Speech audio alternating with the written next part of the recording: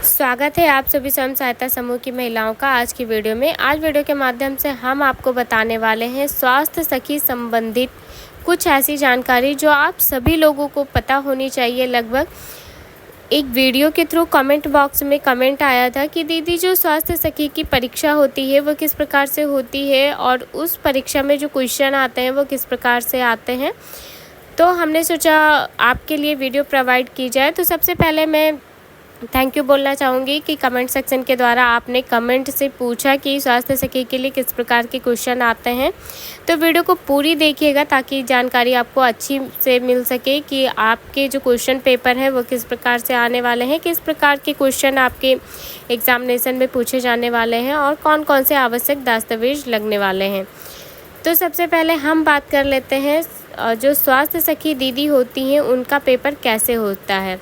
स्वास्थ्य सखी दीदी का पेपर लिखित रूप से होता है। कई जगहों पर लिखित रूप से होता है, कई जगह डायरेक्ट इंटरव्यू लिया जाता है, लेकिन मैक्सिमम जगहों पर ये लिखित रूप से हो गया है। सामान्यतः ये ऑफलाइन जो पेन और पेपर के माध्यम से करवाया जाता है वही है।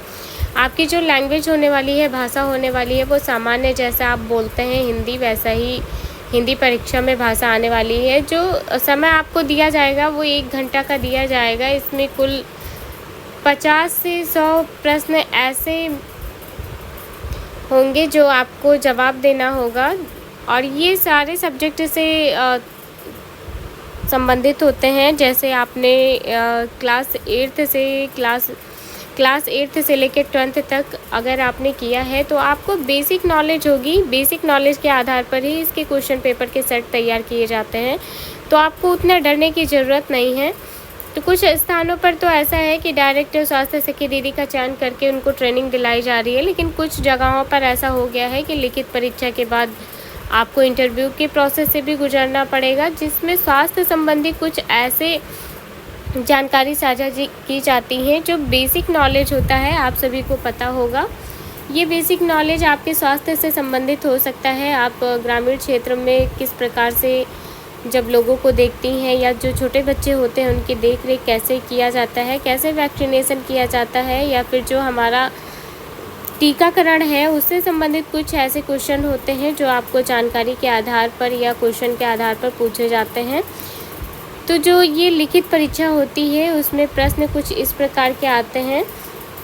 ORS का पूरा नाम क्या होता है, पोलियो की दवा किस वर्ग के आयु के बच्चों को दी जाती है, एनीमिया किसकी कमी से होता है। मतलब आप जो बेसिक बीमारी होती है बच्चों को, दस्त, उल्टी, डायरिया हो जाना, तो किस प्रकार से आप देख रेख करती हैं और किस प्रकार से बच्चों को, किस एज के बच्चों को आप दवाई दे रही हैं, ये सब आपको ट्रेनिंग के अंतर्गत भी बताया जाएगा।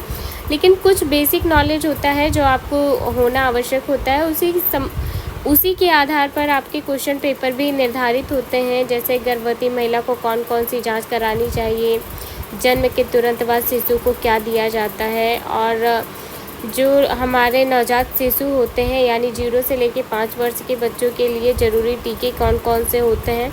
तो ग्रामीण क्षेत्र में दीदी आपने देखा होगा कि वैक्सीनेशन होता है सभी बच्चों का, तो वो वैक्सीनेशन कौन कौन से टीके लगते हैं इसकी जानकारी भी आपको बाद में ट्रेनिंग के थ्रू दी जाएगी, लेकिन क्वेश्चन पेपर में भी आपको पूछा जा सकता है। जो कि हमारे 9th क्लास में या 8th क्लास यदि आपने पढ़ा है तो 8th क्लास में साइंस में ये टीकाकरण या वैक्सीनेशन के बारे में थोड़ा बहुत बताया जाता है। और यदि आपने हाई स्कूल एंटर किया है, आपने होम साइंस ले रखी है, तो उसमें भी इससे संबंधित काफ़ी क्वेश्चन आपके सॉल्व हो जाते हैं। जो आवश्यक दस्तावेज होते हैं वो यहाँ पे दिए गए हैं। जानकारी अच्छी लगी हो तो